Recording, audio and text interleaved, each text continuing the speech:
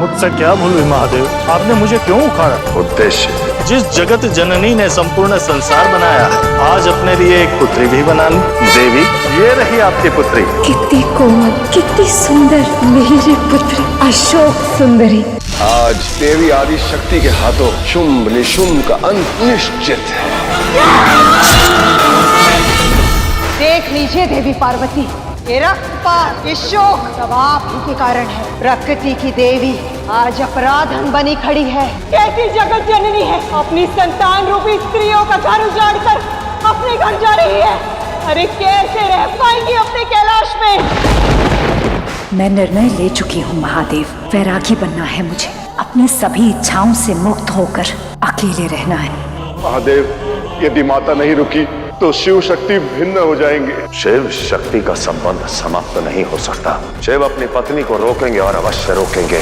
मुझसे क्या भूल हुई महादेव, आपने मुझे क्यों उखाड़ा? उद्देश्य तात्पर्य समझे देवराज, शिव ने अपनी शक्ति को रोकने का मार्ग ढूंढ लिया है। कल्प वृक्ष की छांव में बताई गई हर इच्छा पूर्ण होती है। आप मुझे छोड़कर जाएं। उससे पूर्व एक अंतिम बार आपके लिए बेर लाना चाहता हूं। क्या शक्ति सब कुछ त्यागना चाहती हैं? क्या अपने शिव के पास लौट के जाना चाहती हैं? सत्य तो ये है कि मेरा मन समझने वाला कोई भी नहीं।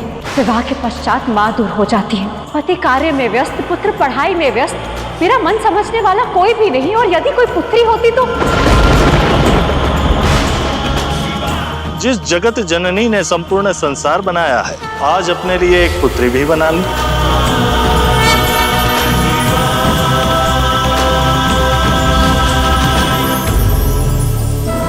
देवी, ये रही आपकी पुत्री। माता पार्वती, कितनी कोमल, कितनी सुंदर मेरी पुत्री अशोक सुंदरी। हे देवी पार्वती, मेरा कर्तव्य पूर्ण हुआ। चलिए, मैं आपको आपके स्थान तक छोड़ आती हूँ। रुको कन्या, कौन हो तुम और इस कल्प वृक्ष को कहाँ लेकर जा रही हो? समझ गई, चोर है ना आप, किंतु मैं आपकी मंशा पूरी होने नहीं दूंगी। मैं इसे इसके स्थान पर कैसे भी करके पहुंचा कर रहूंगी। शीघ्र आइए ना महादेव, मुझे आपको हमारी पुत्री से मिलवाना है। माँ देखिए ना, न जाने कौन है ये। इन्होंने मेरे मार्ग में खाई बना दी। माँ कहाँ है आप? माँ! क्या हुआ पुत्री? माँ ये देखो, कोई इस कल्प वृक्ष को चुराने का प्रयत्न कर रहा था। कौन थे वो? केश में जटाएं, गले में सर, हाथ में त्रिशूल। वो देखिए माता, त्रिशूल गाड़ कर न जाने कहाँ अंतर ध्यान हो गए। मुझे तो लगता है माँ, अवश्य ही कोई मायावी होंगे। मायावी नहीं, मौलिक है वो। कौन है वो? शक्ति के शिव, संसार के महादेव और तुम्हारे पिता। पिताश्री, मुझे क्षमा कर दीजिए और लौट आइए।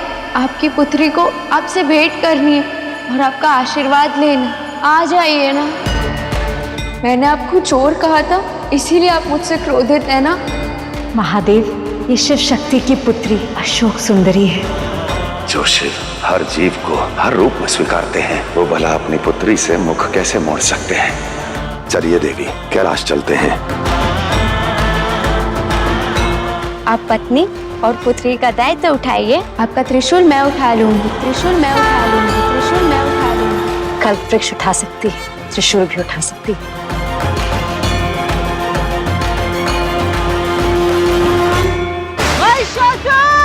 असुर माता अदिति, संसार में कुछ स्थान ऐसे भी हैं जहाँ ना हमारी दृष्टि पहुँच सकते हैं। तो कौन पहुंच सकता है? महादेव। महादेव से पूछेगा कौन? मैं पूछूंगा महादेव से।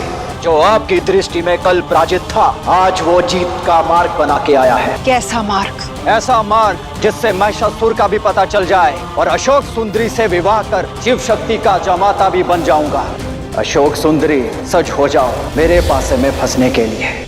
ओम नमः शिवाय।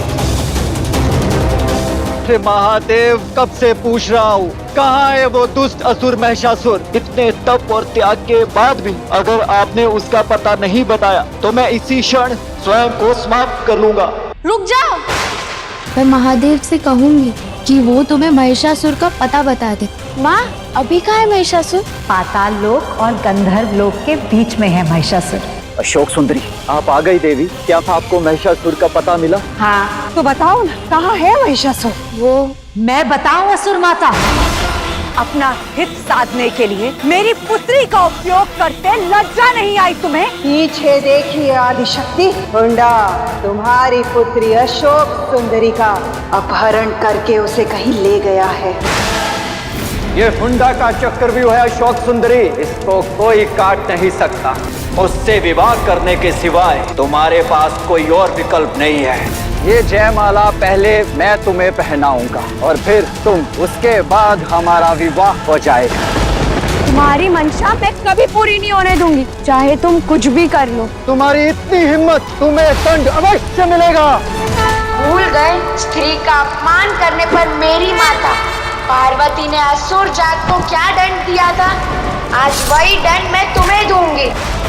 अब यहाँ पर कोई तुम्हें बचाने नहीं आ पाएगा, ना तुम यहाँ से बाहर जा पाओगे। जा तो तुम भी नहीं पाओगी अशोक सुंदरी, ये अग्नि का घेरा मायावी है। मूर्ख असुर, तुम भूल गए मेरी माँ साक्षात प्रकृति है, तुम्हारा ये पाश मुझे नहीं रोक सकता। चलो पुत्री, कैलाश चले। नहीं माँ, पहले इन्हें दंड तो दे दूं। इन्होंने मुझसे झूठ कहा और अशोक सुंदरी झूठ नहीं सह सकती, इसीलिए मैं इन्हें श्राप दूंगी। रुक जाओ, झूठ केवल हमने नहीं, तुम्हारे माता पिता ने भी कहा है। तुम्हें कार्तिकेय के बारे में नहीं बताया गया। कार्तिकेय तुम्हारा भाई है, और अब यदि झूठ बोलने के लिए तुम श्राप देना चाहती हो तो मुझसे और गुरु शुक्राचार्य से पहले इन्हें श्राप दो, इन्हें श्राप दो। हम विवश थे पुत्री। ये झूठ का दंड तो आपको भी भोगना चाहिए। क्यों ना मैं आप दोनों को भी श्राप दूं कि आप कभी अपने पुत्र से ना मिल पाए। पुत्री, पहले ही पुत्र के वियोग और उसके क्रोध का दंड सह रही है, ये श्राप देकर उससे मिलने की आशा का दीप भी मत बुझा। मैं तुम माँ हूँ कहकर रोकर अपनी पीड़ा बता देती हूँ, किंतु तुम्हारे पिता कुछ नहीं कहेंगे, केवल घुटते रहेंगे। वचन देती हूँ कि कार्तिकेय भैया को कैलाश वापस लेकर आऊंगी। अशोक सुंदरी, ये तुम्हारा घर है, कैलाश कैलाश कैलाश। पुत्री, तुम्हें तुम्हारा स्वागत अच्छा नहीं लगा? स्वागत के साथ स्थिरता का विश्वास भी चाहिए। कैसी स्थिरता पुत्री? मुझे आपके प्रति इस शिवलिंग में स्थान चाहिए, ताकि सारा संसार एक पिता और एक पुत्री के संबंध को समझ सके। लो अशोक सुंदरी, अब से शिवलिंग का सबसे आगे का भाग, शिवलिंग पर चढ़ाए गए दूध, जल, मधु का माध्यम, ये स्थान तुम्हारा हुआ। अब से शिवत्व और भक्त की भक्ति तुम्हारे द्वारा जुड़ेगी, इस स्थान से जुड़ेगी। धन्यवाद पिताश्री, शिवलिंग का अंग बनकर मैं धन्य हो गई। बधाई हो कार्तिकेय, शिव शक्ति को एक पुत्री हुई है। तुम्हारी छोटी बहन हुई है अशोक सुंदरी। जे कैलाश में भी नहीं रख पाए और उसे शिवलिंग पे भी स्थान दे दिया। एक बात तो निश्चित है कि महादेव सबके हैं सिवाय अपने पुत्र के। शिव शक्ति, सोमवार से रविवार रात 8 बजे।